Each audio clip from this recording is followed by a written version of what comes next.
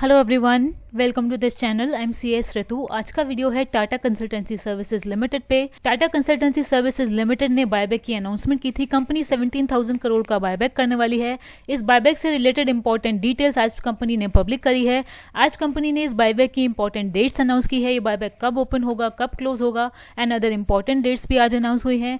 इसके अलावा बायबैक की एंटाइटलमेंट रेशियो क्या है ये भी अनाउंस हुआ है एंड बायबैक में स्मॉल शेयर होल्डर की कैटेगरी में कौन से शेयर होल्डर्स को कंसीडर किया जाएगा ये भी कंपनी ने आज अनाउंस किया है। सो आज के इस वीडियो में हम इन्हीं इंपॉर्टेंट डिटेल्स को जानेंगे। इसके अलावा बायबैक पे टैक्सेशन के क्या प्रोविजन है ये भी हम आज के इस वीडियो में जानेंगे। सो बिना किसी देरी के वीडियो को स्टार्ट करते हैं। स्टार्ट करने से पहले आपसे रिक्वेस्ट है, वीडियो को ज्यादा से ज्यादा लाइक करिएगा ताकि ये वीडियो ज्यादा लोगों तक पहुंचे एंड चैनल को सब्सक्राइब करना मत भूलिएगा। सबसे पहले TCS के बायबैक की इंपॉर्टेंट डेट्स की अगर बात करें, ये बायबैक अप्रूव हुआ था कंपनी के बोर्ड ऑफ डायरेक्टर्स की मीटिंग में जो की हुई थी 11 अक्टूबर को। इस बायबैक के लिए कंपनी ने अपने शेयर होल्डर्स का अप्रूवल भी लिया है। ये अप्रूवल कंपनी ने लिया था 15 नवंबर 2023 को। पब्लिक अनाउंसमेंट हो गया था बायबैक का 16 नवंबर को। इस बायबैक का पब्लिकेशन हो गया था 17 नवंबर 2023 को। रिकॉर्ड डेट कंपनी ने अनाउंस करी थी इस बायबैक के लिए 25 नवंबर 2023। सो जिन भी शेयर होल्डर्स के डीमैट अकाउंट में ये शेयर 25 नवंबर तक था वो इस बायबैक में अप्लाई करने के लिए एंटाइटल्ड होंगे।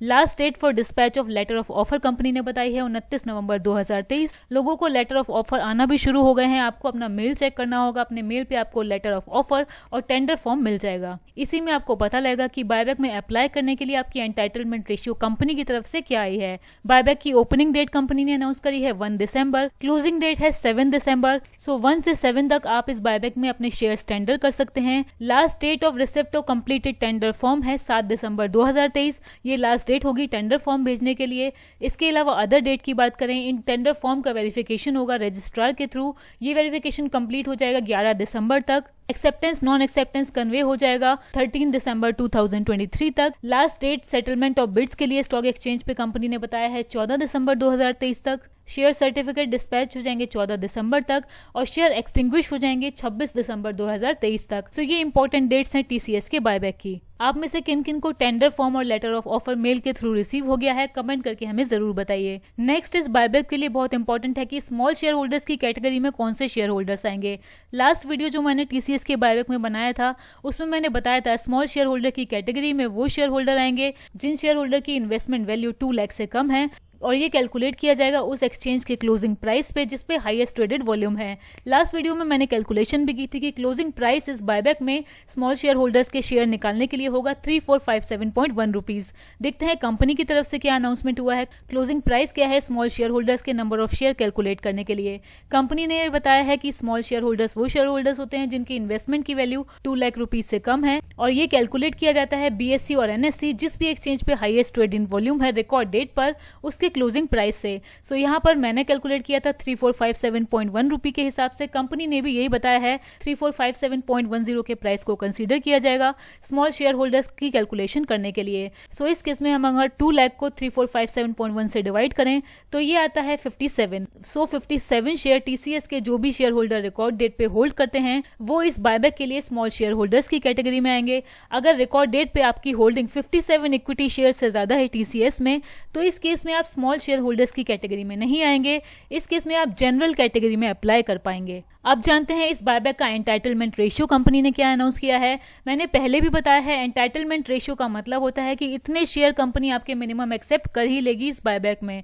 सो जानते हैं एंटाइटलमेंट रेशियो क्या है। कंपनी ने इस reserve category for small share holder के लिए एंटाइटलमेंट रेशियो बताया है 1 इक्विटी शेयर कंपनी एक्सेप्ट करेगी 6 इक्विटी शेयर में से। एंड जनरल कैटेगरी के शेयर होल्डर के लिए एंटाइटलमेंट रेशियो बताया है कंपनी ने 2 शेयर कंपनी एक्सेप्ट करेगी 209 शेयर पे। सो यहाँ पर हम देख सकते हैं स्मॉल शेयर होल्डर्स के लिए एंटाइटलमेंट रेशियो ज्यादा है। इसको अगर हम फर्दर क्लैरिटी से समझें, कंपनी ने बताया है स्मॉल शेयर होल्डर्स के लिए 1 इक्विटी शेयर कंपनी एक्सेप्ट कर लेगी बायबैक में 6 इक्विटी शेयर्स पे। सो 1 डिवाइडेड बाय 6 into 100 ये आता है 16.79। सो स्मॉल शेयर होल्डर्स का बायबैक का एक्सेप्टेंस रेशियो होगा 16.79%।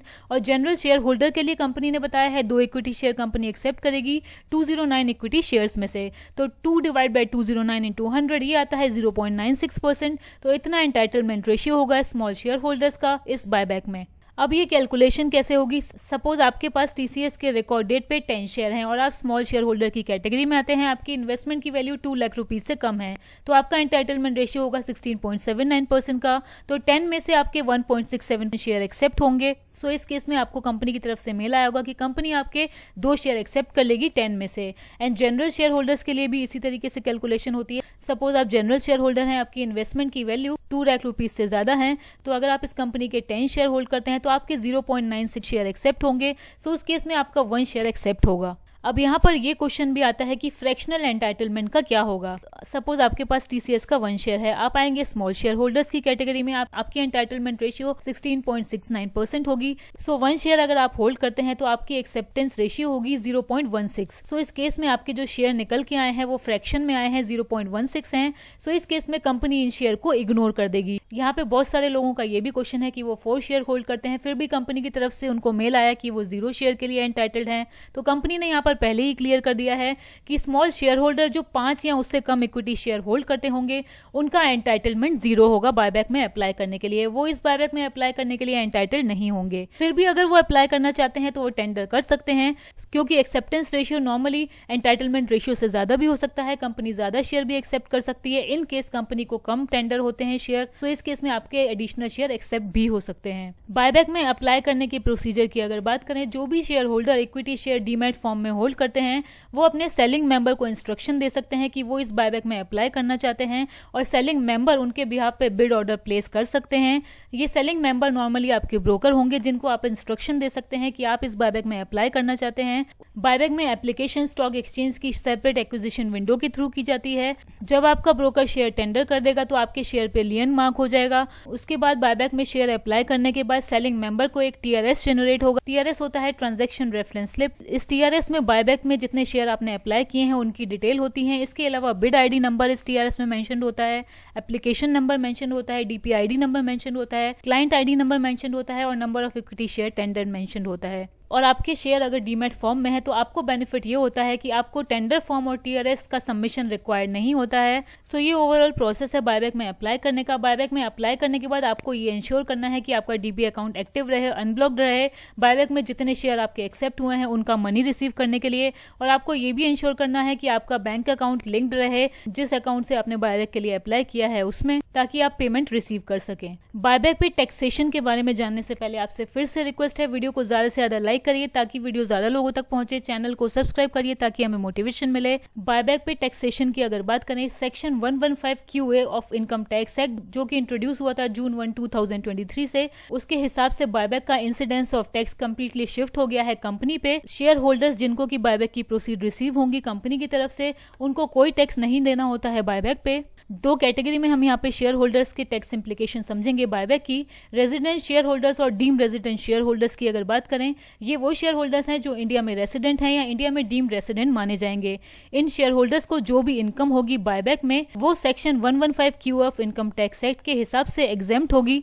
And non resident share holders की अगर बात करें, नॉन रेसिडेंट्स को जो इनकम होगी बायबैक से वो भी section 115 QA of income tax act और अमेंडेड सेक्शन 1034A के हिसाब से एग्जेम्प्ट होगी। लेकिन इन शेयर होल्डर्स को जो इनकम होगी बायबैक से, उस इनकम पे उनकी कंट्री ऑफ रेसिडेंस में टैक्स लगेगा। सो नॉन रेसिडेंट्स के लिए भी बायबैक की इनकम एग्जेम्प्ट है इंडिया में, लेकिन उनकी कंट्री ऑफ रेसिडेंस में बायबैक की इनकम में टैक्स लगेगा। ये टैक्सेशन है इंडिया में बायबैक पे। आज के वीडियो में इतना ही। वीडियो अच्छा लगा है लाइक करिए, चैनल को सब्सक्राइब करिए। Thank you.